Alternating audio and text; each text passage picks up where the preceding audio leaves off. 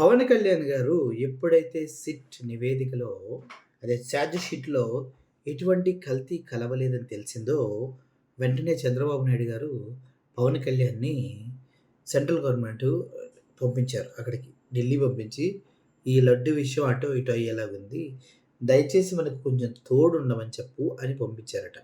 కానీ అక్కడికెళ్ళిన తర్వాత అమిత్ షా వీళ్ళంతా కలిసి "ఏమనుకుంటున్నావు? వెంకటేశ్వర స్వామికి సంబంధించిన ఆటది. దేవుడితో మేము ఆటలాడం. అన్నీ మూసుకొని వెళ్ళిపోమని" చెప్తే, అప్పుడు పవన్ కళ్యాణ్ వచ్చి వాళ్ళ ఇంటర్నల్ మీటింగ్‌లో జగన్మోహన్ రెడ్డి గారి గురించి మాట్లాడుతూ చెప్పిన మాటలు ఒకసారి మీరు వినండి. దెన్ సీఎం అతని గురించి చెప్పాను, చెప్పలేదే. ఆయన కూర్చొని చేయమంటాడు, ఈ లొడ్లు కలపని ఎవరు సెన్స్ ఉన్నాడు, ఎవరు చెప్పరు మాట. సీఎం రేంజ్‌లో ఉన్న వ్యక్తి ఇటువంటి పని చేయడు. చేశారని నేను చెప్పలేదు కదా! బుద్ధున్నవాడెవడు ఇటువంటి పని చెయ్యడు. అటువంటి మాటలు మాట్లాడడు. అంటూ జగన్మోహన్ రెడ్డి గారికి లడ్డూ కల్తీలో సంబంధం లేదు.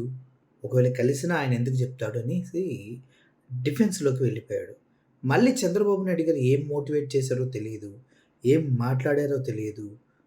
మళ్ళీ మొదటికే వచ్చి 1,00,000 లడ్డూలు అంటూ మాట్లాడుతూ ఉన్నారు.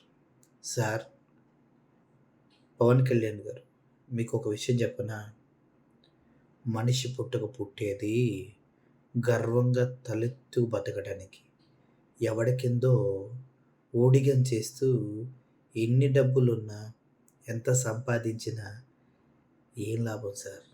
మనకంటూ మనం కుక్క కన్నా నీచంగా ఒకడు చెప్పినట్టు బతుకుతూ ఉంటే అర్థం చేసుకోండి. నేనైతే అటువంటి బ్రతుకు బ్రతకడం కన్నా చనిపోవటమే ఉత్తమని నమ్ముతా. ఓకే. మీరు ఇష్టం వచ్చినట్టు మాటలు మార్చినంత ఈజీ కాదు కదా! జగన్మోహన్ రెడ్డి గారిపైన నిందలేసి తుడిచేయటం.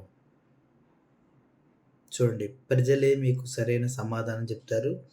సిట్ నివేదిక వచ్చే వరకు జగన్మోహన్ రెడ్డి ఆ విషయాన్ని మాట్లాడలేదు.